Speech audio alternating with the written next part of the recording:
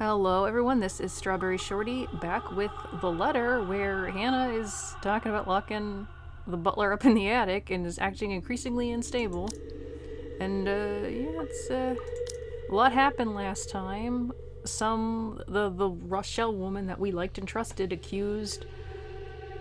claims she's been having an affair with Luke and he's the father of her baby and it was just a big disaster, but we believe Luke, he's our prince, and she's acting crazy. And we're gonna see what's going on with that. So, the attic. Without realizing it, my feet have brought me in here. This empty, lifeless room disgusts me. The longer I stare at it, the harder it gets to breathe, as if the walls are moving in on me. Yet at the same time, it pulls me in. I hear a whispering and curiosity get the better of me as I look under the bed. There, on the far corner, a loose floorboard. The wood, despite having spoiled and warped over the years, is strangely familiar, comforting in its feel. Though it's not merely what my hand searches for as I reach for it. It takes quite an effort, but soon I am able to lift it, and inside, underneath the dust and cobwebs, lies a pendant, warm and familiar. And I swear, if I just close my eyes, I can feel it beating in my palm. I feel a thrill, though I also feel like a thief for taking this, but it's mine. So without delay, I hide in our room. In front of the vanity, I see the way my eyes shine as I remove the clasp of my old necklace and put on this new one. Hannah was being extra clingy to her husband and grew increasingly irritated whenever someone would go near him, including their butler. While wandering the mansion, she found an old locket hidden under the attic's bed. Ecstatic over her rare find, she immediately wore it, replacing the Evans heirloom she had always kept. I don't think this looks as good as our old necklace.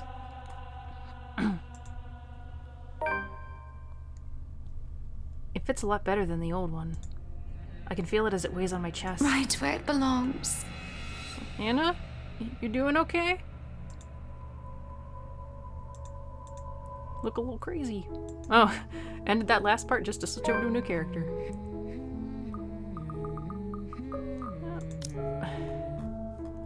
New profile. 31. Freelance photographer. Diploma in digital film. Likes pie, photography, and filmography, documentaries, cooking, acoustic guitar, and video games. Before his parents' death, he lived in New Jersey where his family owned a diner and bakery. He and his older sister were orphaned due to a hate crime, and they were forced to move to England where their grandparents lived. He had loved cooking and helping out with their old diner, but grew lazy and disinterested after the incident. It did not help that he was one of the few blacks in a predominantly white community at the time. His passion for the visual arts was sparked when he found old Polaroids and home movies of his parents. Freelancing helped pay his rent, but the man had long set his sights on the indie film scene. It was during the creation of his first documentary that a robbery occurred and Ashton was there to investigate. Being in the wrong place at the wrong time led to Zachary being placed as a suspect, but the rookie detective helped him clear his name.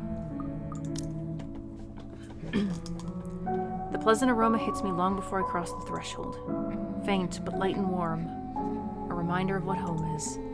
Pa's stern but commending gaze, Ma's tender smiles, the sunlight filtering through the eaves in the morning, and the distinct smell of cinnamon and vanilla as it drifts through the air every time something cooks from the room.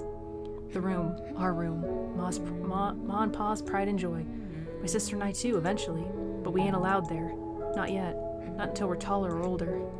Not until we've learned how to take care of ourselves and not burn our hands or reach the cupboards without having to be lifted. But a little peek wouldn't hurt, yeah?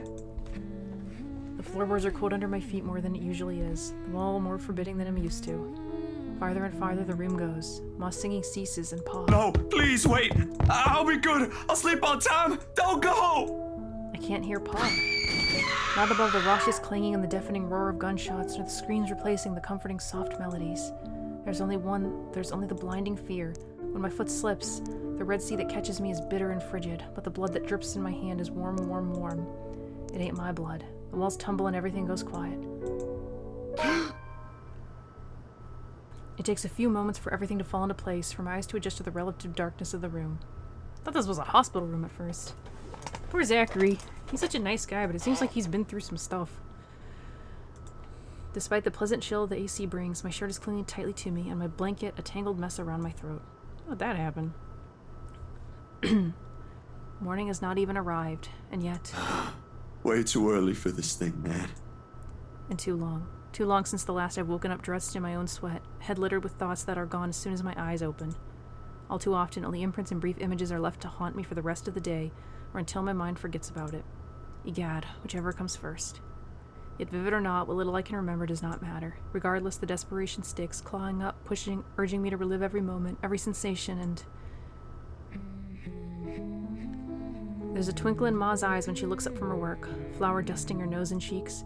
The scent of freshly baked bread wafts from the oven as soon as Pa opens it, and the homely fragrance of honey fills the room. He reaches up to wipe the small beads of sweat away from his forehead before gesturing for me to come closer, the moment he spots me on my little hiding place behind the door.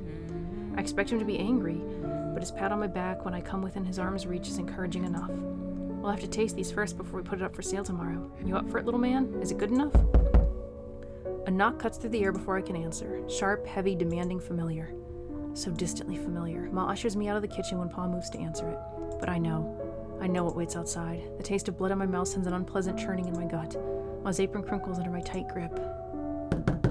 Something snaps back into place. My bed remains in utter disarray. The walls still need a new paint job, and the wall clock ticking opposite my bed is as unsettling as ever. Ash is right. I should have already replaced that when I had the chance. You're no longer there, Zachary. Here and there, miles apart. Calm down. Breathe. The pressure of my own fingers against my temple is a welcome sensation over the anxiety gripping me. I never really did anything to stave off the headache. Sure to follow this after this before, but it grounds me. A little reminder that I am safe, away from the place I once called home, from Ma and Pa's. The urgency with each rap that follows finally chases away the ghost threatening to hang around. Why anyone thinks it's a good idea to knock at someone else's door this late confuses me. Nana would chase them all away with a broom if she was here. But no matter, it's a welcome break from the thoughts about to take a morbid turn if left festering. It's probably just Ash anyway, looking for a place to crash. Wonder of wonders why he's bothering with the courtesy when he never did so before. Even with that hunch, though, habit compels me to check who it is first with the people. Better safe than sorry, they say. Is it going to be a crazy ghost lady? Except the person that greets me on the other side ain't him. Unless his hair grew longer overnight and he started wearing a ponytail. Of course, which I highly doubt will happen anytime soon, no matter how funny that looks in my head. I totally thought it really was going to be the ghost lady when they said the longer hair, but it's probably Isabella. I waste no time opening the latches. Isabella, it's late. There's something I can't quite pinpoint in her eyes when she looks up. Her face a pallid shade, shoulders tense, breathing heavy, and an uncontrollable shaking in her hand she's trying to hold back. Hide if I didn't know any better. Hey, Zach. Sorry. I know it's weird for me to show up at this hour, but you are the closest to my office, and... No. It's perfectly fine. I'm not really working on anything right now. Do you want to come in? Is it all right? I know you should be sleeping at this hour, but I thought... I'm sorry, I just thought... I think this is after what happened at the office with the ghost, so this might be before Zachary went to the mansion. I have no idea why I went here. My feet just moved on their own after I got out of the office, and... Sorry. She trails off, her voice lost in the muggy night air. I wait for her to say more, but instead her only response is a downward shift of her gaze, back to her still trembling hands as if the motion alone is enough of an explanation. A minuscule gesture. Easy to miss if one is not paying attention, but for someone who has seen the same expression on the mirror, done the same thing too many times when night terrors are inevitable, it is not. Hey, don't worry about it. At least you not. Ash just barges in and crashes on the couch whenever he feels like it. That couch? I swear that guy is one fine hairline away from being a criminal. Besides, you already know you can count on me whenever. Hey, what's our relationship like? Oh, look how high we are. High with Hannah. No, we don't really know Marianne. High with Rebecca, high with Ashton, not high with Luke. No, this is probably pretty good for Luke, considering. Without waiting for her answer, I step away from the door and saunter over to the kitchenette. For a few good seconds, only the clinking of the plates can be heard above the constant tick-tock. Late as it may be for a snack, the familiar motions keep me occupied, steering my mind away from dangerous thoughts. Isabel's company is not unwelcome either. Whatever her reasons for showing up here at such an hour doesn't matter. I'll be damned if I just turn her away, frazzled as she is. The door clicks shut behind her when she finally enters, feet scuffling softly against the tiled floor. In all the years I've known her, she's never once lost her ever upbeat spirit. Yet in this particular moment, as she stands in my doorway, holding her arms close to herself, it is as if I'm looking at someone completely withdrawn from the person I've come to know all these years. Do you want to drink or eat anything? I haven't restocked my food stash yet, so ingredients may be a bit limited. But I'm sure I can whip something up with what I have here. Just water will do, please. Thanks, Zach. What? No additional food requests? That's new. I'll put something together for you anyway. Feel free to make yourself at home. You ain't exactly a new visitor here. Although my room's not at its most presentable right now. Sorry. New freelance gigs and such. Didn't have time to fix things up here lately. It's okay. I don't mind. Usually she has something more to say about that. A quip, a witty remark to provoke a laughter or two. Nothing from her this time. Only a weak smile before she takes a seat on the couch, and a silence that stretches out until what we left hanging feels disconcerting. Before everything turns stifling and awkward, I continue talking, if only to keep the dead air at bay. How's one supposed to keep a conversation going when the person you're talking to is like this? Anyway, Gigs, can you believe this one client we got? Boss had all my schedule shoots shifted after they caught wind of this couple buying a new property. Man, must be nice to have all the money in the world. The world itself moves for you, huh? This makes it seem like it's like he's referring to the couple like he doesn't know them, but we went there with him, so I don't know. She's curled up on one side of the couch and hugging her knees close when I bring the tray carrying the sandwiches and the water she requested. She starts to straighten up as I'm unloading the contents, but pauses as soon as I hold up my hand in a halting You're a gesture. guest. Didn't I say you're free to make yourself at home? Here's your water. Careful. Tremor in her hands, the lighter now, still hasn't subsided when she reaches for the glass. I give her a questioning look, but she's quick to avert her eyes, keeping herself occupied by taking small gulps of water. Maybe she just doesn't want me asking questions. Worrying. This sudden loss for words, this bout of quiet not normally present in our chats. Even the creaking of the old chair when I casually take a seat is a welcome break. Although the company's familiar, this has gone way past unnerving. What happened? Overtime at work? She doesn't answer immediately. Another gulp drains her glass of its remaining contents. One would think it would be enough to help her recover, yet she still doesn't lose her taut grip on the glass as she cradles it on her lap. Her eyes take an unfocused gaze when she speaks again. Yeah, boss handed me extra work today. After what happened to Rose. Rose? Why do I feel like you've mentioned her before? Sorry, I'm better with remembering faces than names. She was my coworker. That will take some getting used to. I was just talking to her the other day. Was? Did she resign or something? I think I'm missing a few details here, Bella. You've never met her. I think I did mention her once or twice. It doesn't matter. You probably heard her name recently from the news than me. Something clicks then. A little memory from the night before. The bright red light from the dark room, the strong odor of the stop bath, the television's barely audible murmur in the background, and the glimpse of a bloody room. The news is everywhere, even in the morning that follows. I just didn't think its effects will strike someone this close to me. Oh. Damn. I didn't mean to bring that up. No, like I said, it'll take some getting used to, but it'll get better. I hope it will. Things might become a little busier for me, though. She left a lot of things unfinished. And I'm one of the few people in the office who knows how she works. Boss thinks the transition will be easier if I handle it. That explains it. Well, just don't forget you still need rest. Tell him about the ghost. Even the most hardworking people I know don't keep hours as late as this. Hell, the subway stopped running hours ago. Crime rate might be lower here than most places, but that doesn't mean you can walk around freely in the middle of the night. It's just for today. Still a good thing you dropped by here first. I'm not just about to let you walk out here alone, especially not in the middle of the night. He's such a good person. Who knows what else could happen? I'm not saying you should go right now, but I could accompany you home if you... No! Wait, please! The vehement tension in her voice makes me pause, and it is this instant the mask she's been keeping up falls apart, if only for a short while. Right then and there, I understood what's hiding behind her unfocused stare from the moment she arrived. Fear. Pure, unadulterated fear. It's disturbing to see such marring her usual upbeat countenance. With a sigh, I cross the small distance separating us and kneel in front of her. She doesn't flinch when I do so. However, the way she appears to make herself smaller against the couch is telling enough. Bella, this ain't just about your coworker, is it? What is it really about? I'm all ears. The sound of glass shattering rents through the air as soon as her hold on it loosens. In the span of a few seconds, her breathing grows labored. I don't know anymore. She claps her hands over her ears, pressing it tightly against the sides of her head. Her voice grows weaker with each word, each plea coming out of her mouth. Please don't leave me alone. I don't want to be alone right now. I can't shake it off. Everywhere's not safe and... All right, Isabella. Look at me. My hands are firm on her shoulder when I pull her up to look at me. It takes every force of will to ignore the terror in her eyes in favor of taking control of the situation. Too close, too similar. Breathe. You're safe here. Inhale, hold, exhale. Stay in the present. I'm here. No one's gonna hurt you. Do you want to talk about it? You gotta talk about it, Isabella! The force with which she shakes her head is enough reason to drop the topic altogether. No more. Please. No more. I don't want to remember anymore. Okay, no more talking. I won't ask anymore. Can I get you anything? Another glass of water? I think I have a tub of that pistachio ice cream you love so much. We're gonna have to clean this mess first. Will you be fine on your own for a little while? She nods lightly before retreating into herself again.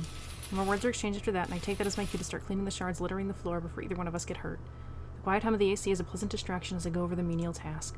more so than her ragged jaws of breath or my little feeble attempts to tell a quick story or two. But the latter does the trick, and soon enough she has already drifted off by the time I return with the promised glass of water, her chest rising and falling in a steady rhythm, the strain on her shoulders gone. Frankly, I've never seen her this still. She mumbles something I don't quite catch when I carry her to the empty bed, and hugs herself tighter against the mess of blankets. In spite of the fact that she appears relaxed, the small frown on her face hasn't quite disappeared. Whatever happened to her won't be leaving her anytime soon. But for her sake, I hope it won't stay long with her. Because no matter what promises I've made, this is a kind of fear no person could shield her from. I should know. There are still questions left to be answered, but the late hour, coupled with sudden exhaustion, made my own couch a more comfortable bed than it typically is.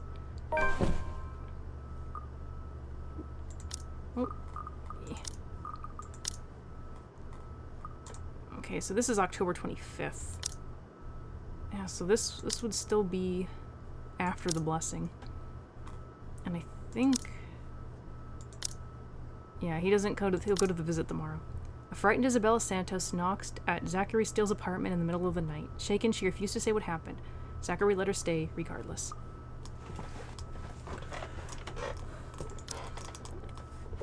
Darkness immediately welcomes me as soon as my head hits my makeshift pillow. I can only wish the dreams will keep a distance for now. For both of us. Tuesday! The first few notes, while muffled, are enough to wake me. In the end, it became one of those nights when sleep passes like a blink and is plagued with vague, fuzzy thoughts. I left a hand to rub away the drowsiness from my eyes, although it does little to relieve the gritty, burning sensation from my eyelids. Outside, the sun has yet to peek over the horizon, but night has already given way to the cool morning light, washing everything in subtle gray hues. This is pretty bright looking, not gonna lie. At this hour, the entire city remains unstirring. Ordinarily, waking up before my own alarm means abusing the snooze button twice or thrice just to catch those precious few extra minutes of sleep. But the persistent ringing makes it impossible now. This better be good. Groggily, I scramble for the bag sitting at the foot of the bed. The ringing still hasn't stopped, even as I fish the phone out, and Ashton's name flashes brightly on the screen when I turn it on. Must be pretty urgent if he hasn't dropped the call Took you yet. long enough, Z-Man. Ashton, it's 6 in the morning. Sun hasn't even risen. Hell, my brain ain't even awake yet. Stop calling me Z-Man. It's 20 past 6, Zach. You want to talk? Give me back my 5 extra minutes, Ash. I want my sleep. Hey, don't make fun of me. I can be a more person too if I want to. What's this all really about? You don't usually make calls around this hour. Is the world ending today? Sorry about that. Becca rang me up a few minutes ago looking for Isabella. Said she didn't show up in her own apartment last night. We both tried calling, but her phone seems to be off. Do you have any idea where... I should have known you two would come looking for her first thing in the morning. Not a laughing matter, Zach. You can't really let your guard down with everything that's happened here recently. You've heard about the Cooper woman from the news. Everyone in the precinct has been restless ever since the incident the other day. Yeah, I get what you mean. Listen, Ash, about Bella. I let my voice trail off, unsure how to go about recounting last night. If I should even say anything to him. He might be a close friend, but at the end of the day, whatever's bothering her ain't mine to speak of in the first place. On the bed, Isabella remains as still as when I transferred her the night before. Sometime during her sleep, she pulled up a blanket over herself and tucked into it comfortably. Like this, it's easy to forget the horror in her eyes, or how much her hands and lips trembled. Save for her firm grip on the edge of the covers, she appears nearly as normal as she would any other day. Almost. I'm not really sure how to go about this while being... Zach, what about her? Something, the worry, the concern, must have surfaced in my tone because his own shifts then. Carefully, as if he's preparing for the worst. Look, you don't have to worry about her. She's with me right now. Since last night, in fact. Oh, why didn't you just say so earlier? She kinda knocked in the middle of the night. I couldn't possibly wake you two over that. And with how things are when she arrived, I thought it'd be best if I let her rest first. I just wasn't expecting people would be looking for her before the rooster even crows. You could have at least called her something. Becca's beside herself with worry when she found out. You know how much she frets about the smallest stuff. I know. I'm sorry. That was a lapse on my part. And I just didn't think, okay, you know what? Rebecca's worries ain't completely baseless. Isabella hasn't been her usual self since the movie. Maybe even before that. I don't know if I should be opening my mouth about this, but Bella didn't outright say I shouldn't, so... So something's wrong then? I'm not quite sure, to be completely honest. I couldn't get the story out of her. Really? I thought you'd learned something from me by now. That's not it. Ash, when she appeared at my doorstep last night, she was shaking, and when I tried to ask her about it, she just panicked. Had this frightened look on her face. I'd be surprised if this was the first time I've seen it, but it ain't. Dude, the first time, she was screaming. First time? When was this? You weren't talking about the thing in the movie house, are you? Because that was just us fooling around. Granted, I think I went overboard with the joke, but... Did y'all just see them birds flying outside the window? They're everywhere. No, it happened the day after. When she invited us to lunch, you weren't there. We were walking 1 second, and then the next, she's crying out. I'll be straight with you. That scared me shitless. It bothered him if the way he fell silent after is telling. But whatever his opinion is, he stays absent from his voice when he speaks again. He's always been good with that, hiding what he thinks. Did she say anything else? Nothing. Won't tell me anything aside from a few vague words. I didn't want to push it. Where is she? Is she still sleeping? Right here with me, still sleeping. Should I wake her up or something? Let her know you guys are looking for her? No need. Let her rest. I'll drop by in a few. Today? Don't you have work at this time? I mean, I can drop her off home myself before meeting my client later. Look who's talking. My schedule's flexible, Ash. Last time I checked, you're the one who didn't have that luxury. How on earth do you think I'm able to tag along when you need me? It's not completely out of the way. They live on the other side of the town from you, Ash. Your definition of out of the way is a little screwed up, you know. It's fine. I have some things I need to do anyway. I'll call you back. I've got to let Becca know that Scared Cat's fine. Bye. Maybe this is why Ash ends up at the party. He comes along with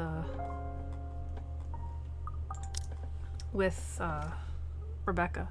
Come morning, Zachary received a phone call from Ashton, who was looking for Isabella. Zachary informed him that she stayed over in other circumstances. Before ending the call, Ashton offered to pick her up. I didn't know he was offering to pick her up. He drops the call before I can even get a word in, and for several minutes after, I find myself simply listening as the rest of Luxbourne rouses. The increasing sound of passing traffic, the bustle of the nearby shops preparing for the day, and the growing clamor of the people while they go about their morning. Not the most soothing sounds to hear following a troubled night, but the routine puts me at ease nevertheless. What's comforting, what's safe, what I'm used to. Nearby, Isabella shifts but doesn't wake, blissfully unaware as the city slowly stirs itself back to life. Was her night as restless as the one I had, or her dreams as lucid? In hushed moments like these, I envy her. Unreasonable, probably a little unfair to say such in light of last night. If only forgetting is as easy as breathing. A small yawn escapes me when I rise from the couch to stretch. Luckily, the short conversation with Ash has effectively driven away any will to go back to bed. I still have a day to get through, despite the proverbial ghosts hanging around. The orange bottle sitting at the edge of my table is reassuring against my palm the instant I pick it up, the sterile odor of the capsules equally so. Yet the weight they carry is something I've never gotten used to. Years ago, I'd spent minutes, heck even hours, staring at a single pill prior to taking one in. Now it's just routine, a way to stave off the unwanted nightly visits. Although I don't think Dr. Navarro will be quite pleased if he ever finds out I'm relying on them again. I do owe him a visit regardless, especially after missing our appointments on purpose and ignoring his calls for weeks. Another sigh comes out, tired and weary, and then I pop the tablet into my mouth. Zach? What time is it? The bottle on my hand hits the table with more force than necessary. As much as I trust my friends, there are some things I'd rather keep to myself. Morning, Bella. Did you sleep well? She answers the question with a long, drawn-out yawn, one reminiscent of a child. The chuckle manages to come out of my mouth at the sight. In this manner, it's easy to mistake her for someone too young for responsibilities. Inexperienced and immature, even. Easy to forget she was thrust into the role of an adult earlier than her own dreams can afford, to overlook how surprisingly observant she could be at times. Maybe not on the same level Ash exercises for investigations, or Rebecca needs for her own work, but it's certainly enough to deftly put what she sees around her on canvas. And if the way her eyes flickers to the table on my hand says something, it's that I won't be able to avoid the questions this time. Only a little. I don't remember how I ended up on the bed, though. My doing. You didn't look very comfortable sleeping on the couch, all hunched up like that. It would have been enough for something temporary. Sorry I stole your bed. Hey, it doesn't matter. Besides, what kind of gentleman would I be if I leave a lady sleeping in such uncomfortable conditions? Not in this house. My nana will give me a tough scolding if I ever did that, I'm telling you. Thanks a lot, Zach. I know I barged in at a very inconvenient time last night. I wasn't really thinking when I did, and... Hey, it's cool, Bella. I ain't mad at you. That's what friends do. You guys are welcome here anytime, although Ashton abuses the anytime part a lot. I don't really mind. We might have less wiggle room if all four of us are present, considering the size of this place. But as long as no one makes anything explode, it's totally fine. Fine or not, I still owe you one for last night's trouble, especially since you don't seem to be... A concerned expression passes over her features as she spreads another cursory glance over the table, back to the bottle holding every small piece of what keeps the bad memories at bay. The blood blooming over Pa's hurt, the horrified look on Ma's face as she watches him fall lifeless to the ground. and every ounce of spite seeping from the stranger's smile. You don't belong here. You monkeys don't belong here. It never stops, does it? Well, you don't seem to be feeling well. Let me know, okay? I'll make it up to you somehow. She makes a slight gesture with her head towards the bottle, asking a question without really asking. Subtlety has never been one of her greatest assets, but right now, even Ash would have been a little amazed, if not at a loss for words at that. She has left it up to me whether I'll ever give her the response she wants to hear or not. A little clever coming from her, if anyone would ask me. Tell her the truth. But it's never easy, ain't it? Yay, look how close we are! Talking about my own problems, that is. It will never be, not by a long shot. Not when I've let it stay this way for so long. I realized that long ago when the wounds are still fresh and the dreams are a nightly occurrence. Can't force yourself to get better or move on to better things. It is what's normal now, and I can only cope. The question in her eyes may be unwarranted, born simply out of curiosity and sincere concern for a friend. I don't owe her an explanation, in fact. But of all the people I keep close in my life, she's probably one of the very few who perhaps I can trust with this. Maybe she won't understand entirely. I can never hope she will. No, never to the full extent. That alone is expecting too much from her and giving too much of what I can. However, for all her shortcomings, I know she'll hear me out. And that is all I can ask of her. My bad. I was kind of hoping you wouldn't have seen me with these. The pills rattle lightly against the container when I gently set it back to its usual place.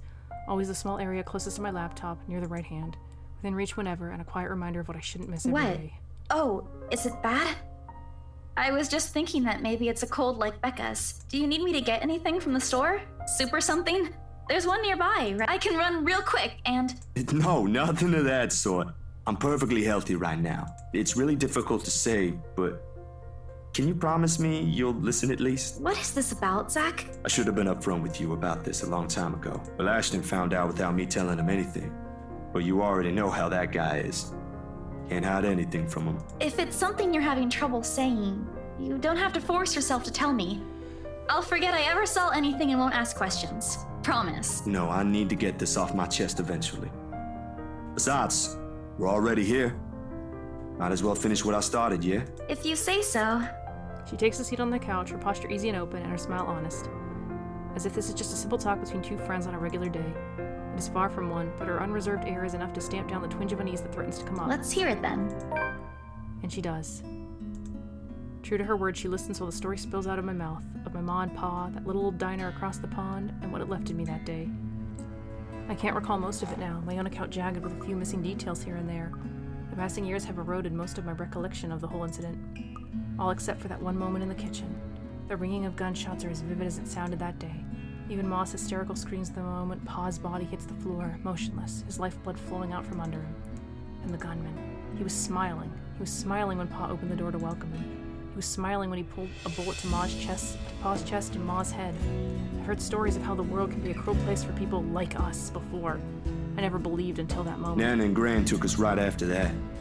Sis and I flew straight to New Jersey as soon as they heard the news. A few days after, Ma and Pa were laid to rest. And we have a new home a continent away. I didn't even get the chance to take my favorite pillow with me. That's a bit weird. They said something about the change of environment will be good for us. They had no idea the different kind of ghosts would follow me here. I expected questions, most of those brimming with childlike curiosity, and maybe some that are a little too hard to answer. But to her credit, she just sat there, lent her ears, and looked at me with no explanations or unnecessary judgment in her eyes. She appears wiser and older like this, easier to see the breadwinner in her. Her younger siblings are lucky to have her. When I'm done, after everything's been said, she wraps her arms around me. A bit awkward considering the gap in our heights, but it gets her sentiment across. That's what I was thinking she should do, give him comfort. But it's difficult to answer this in kind, if I'm even supposed to reciprocate the gesture given my earlier apprehension. She pulls away shortly with a smile on her face. Not the reaction I braced myself for, but it's obviously better than what I imagined. Are you not gonna say anything? Am I supposed to say anything after? Like, apologize or something? I don't think that's very appropriate, but if you want to hear one, I can think of something real quick. Not really. Other people have something to say after usually. And they're not necessarily nice either. Oh? Okay then. I won't. I can't think of something anyway. Sorry. I'm not very good with this. Who would say something mean after that? Who else knows, by the way? My older sister, grandparents, and just Ash and you for now. Maybe I think I should tell Rebecca too, but... But not right now? Yeah, not right now. When I'm ready. Like today. I'm sure she'll be willing to hear you out once you do. I don't doubt she will. I'm more afraid of how she'll react after. One step at a time, yeah? Whew. Surprisingly, it feels good to get that one out of my chest. I was a little afraid you'd be angrier. I didn't tell you earlier than today. I'm not angry. I'm just surprised. You didn't look like it. I wouldn't have suspected. I suppose that's how it often is, isn't it? We all have our, what's the word Becca uses? Inner demons, but this is something personal to you. I understand why you'd rather have a few people know. That too. Well, these past few weeks haven't been easy for you. I didn't want to add that. Not after last night. Something passes in her face, brief fleeting, and disappears right before I can recognize what it is. You okay? Yep, no worries. I'll be fine. Look, about last night, never mind. This isn't a good time, but don't lose sleep over this, alright? What's important is you got what you want to say out. And if you need me, I'll be here. I should be relieved. Her words are more than reassuring to my ears. There should be comfort in hearing those alone and knowing I have another person to rely on if things ever go bad. But somehow I find myself worrying more for her instead. I'll make another attempt to get the story out of her if I can, but this is a dance I know all too well, and with her, I doubt forcing her to say something would yield any results. As much as I want to imitate Ash, there's only so much I can ask that won't result in something a little over-disastrous. At best, she'll stop talking to me until a week passes. At worst, I'd rather not risk it. I've never seen her angry. Outright annoyed, maybe and often directed at Ash, but never furious. What do they say again about happiest people when angered? Besides, it'd be unfair to her after our little chat. So, food then? She seems relieved at the brisk change of subject, as if it has been simply waiting for its cue all this time. Her stomach rumbles at the mention of food. Rather loudly, as a matter of fact. Alrighty, Missy. We're going to get some chow now. Better be quick, though. Can't have your stomach starting a revolution on us here. Don't make fun of me. I'm not that hungry. Maybe a little. I didn't think I'd end up skipping dinner last night. She was as bad as my mother. And now we have one starved stomach protesting. Sorry, it'll be nothing fancy, since I'm a little low on stocks. I should probably drop by the grocery store after the meeting this afternoon. I can make a quick run for you if you want. Nah, I've got enough to put together something nice here. Maybe. I could always improvise if we're missing an ingredient or two. It ain't like we're going for a Michelin 3-star status here. Also, didn't I say you're a guest? Is this a Filipino thing? Or just Rebecca rubbing off on you? The soft laughter that comes from her doesn't quite reach her eyes. Neither. The answer is neither. Because if she stays idle, she'll remember. On second thought, I might need a little help slicing up the potatoes while I prep the ham. You up for that? What? Do you think instant noodles are all I'm about? I'll have you know, I can cook a mean paella with my eyes closed. All my siblings love it. Sure you can. Come on. I think I know what we'll do with those spare ingredients. Oh, journal. Isabella saw Zach taking an unknown medicine and, concerned, asked what it is. He admitted he's suffering from a trauma ever since his parents were killed in a hate crime. Isabella could only offer him a comforting hug. To lighten the mood, the two decided to cook breakfast afterwards. Let me pause this and check the recording. Okay, 33 minutes. Despite the massive effort to keep the mood light with small chatter, cooking ends up being a mostly quiet affair. Between us, the consistent clapping of the knife against the board and the muffled noise from the television I left running, words have become surprisingly difficult to string together. Not entirely unusual. We've had moments like this before, but definitely unnerving with how things are now. I really wish someone else would come knocking at the door. Ash? As pleasant as this is, breaking the ice or keeping a conversation going has never been my forte. That was always been Isabella or Rebecca's department. Sometimes Ash is, although most coming from him border on awkward or embarrassing. Speaking of the guy, he never did call back, and I'm willing to bet my entire yearly salary that he'd go right back to sleep after that call. Sorry, Bella. Could you... Yep, I got it. The potatoes are almost ready, by the way. I turned down the heat just in case. You might want to check on them, though. Don't let her open the door. It could be a ghost. Hold on. I'll be right there. Sheesh. Wait up. If you keep rapping at the door like that, you'll break it down. Ash. Oh, good. You're awake.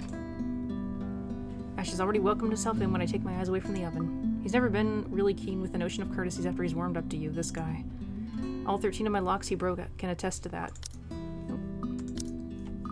I better save.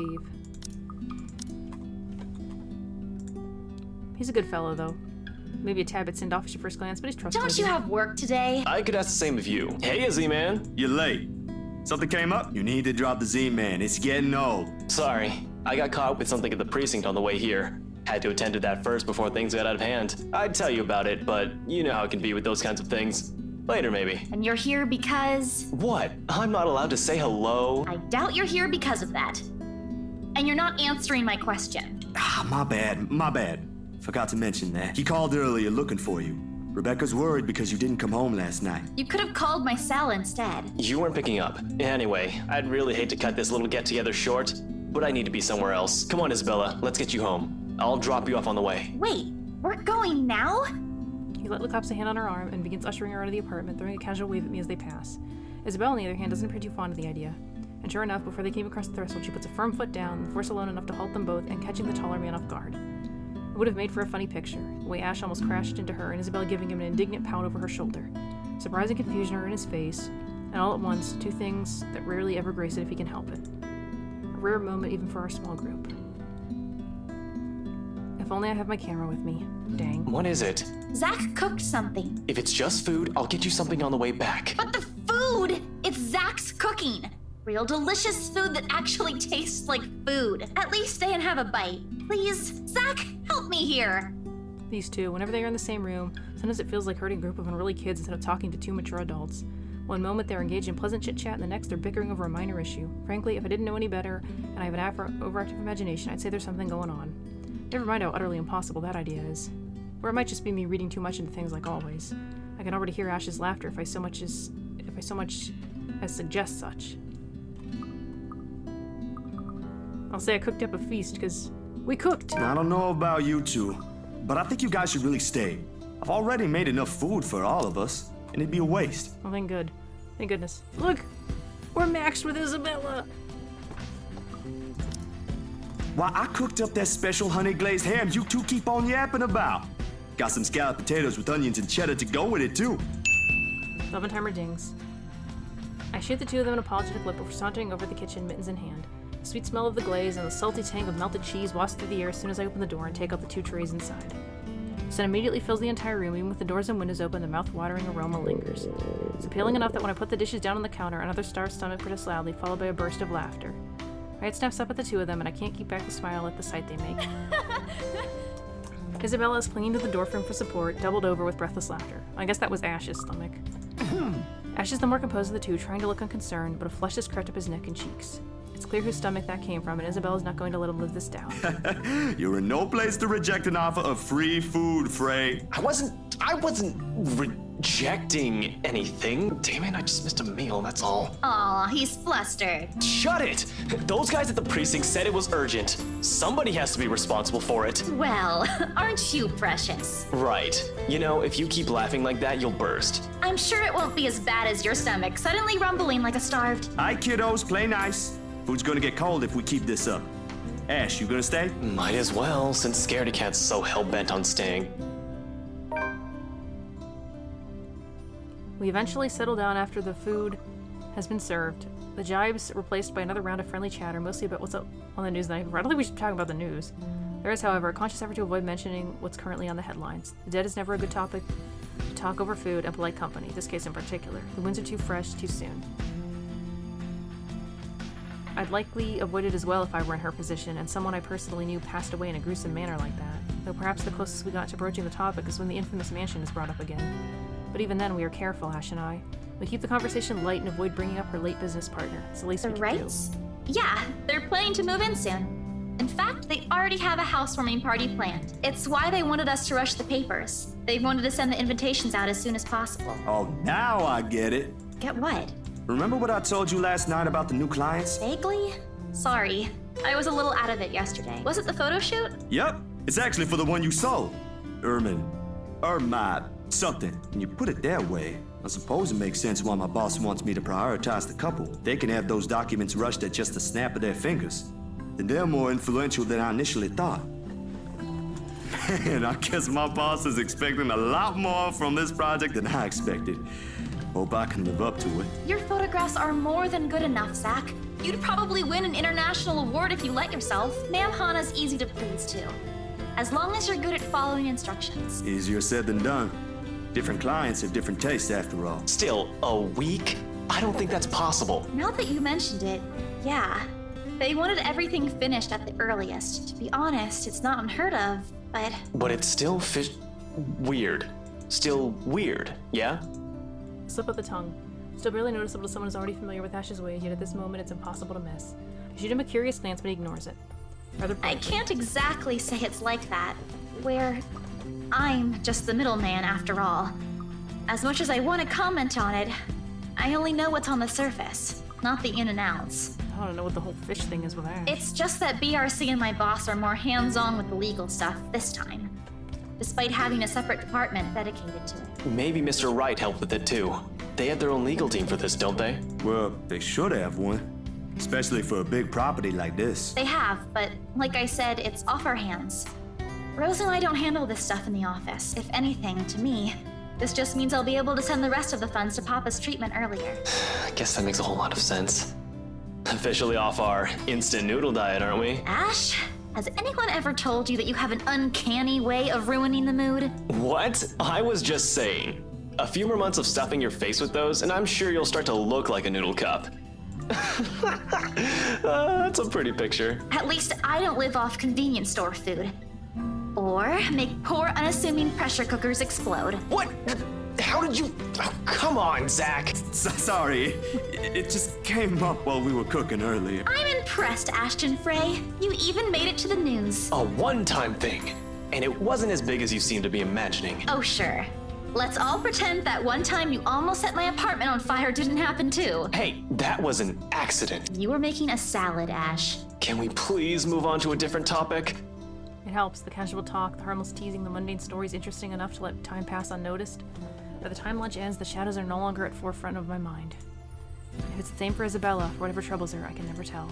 These things, the anxiety, the fear, they ain't easily seen, ain't easily forgotten after all. You go on ahead. I've got a few things I need to ask Zach. I'll be downstairs in a minute. Confusion briefly flashes in her eyes as she catches the keys he tosses over, but he doesn't give her an answer and waits for her to go ahead. How sure are you I won't be driving away with your Shirley? You don't even have a license. Do you even know how to? Papa taught me how. I'm probably a better driver than you. See you later, Zach. Thanks for the food. Always has to have the last word, don't you? You're welcome. I'll send you the recipe for the potatoes tonight. Grin is back on her face when she leaves and closes the door behind her. For a little while after we're left alone, Ash goes wholly quiet, listening, waiting for her remaining footsteps in the hall to fade. The earlier amusement is gone from his face, replaced by what I can only describe as trepidation. I know that look all too well. When he's like this, he's expecting to go down at some point soon. That wasn't very nice, Ash. What was that with Isabella earlier? You're usually subtler with your questions. They hired you. Hired me who? Don't change the subject yet. What's really going on here? The Wrights. Luke and Hannah Wright.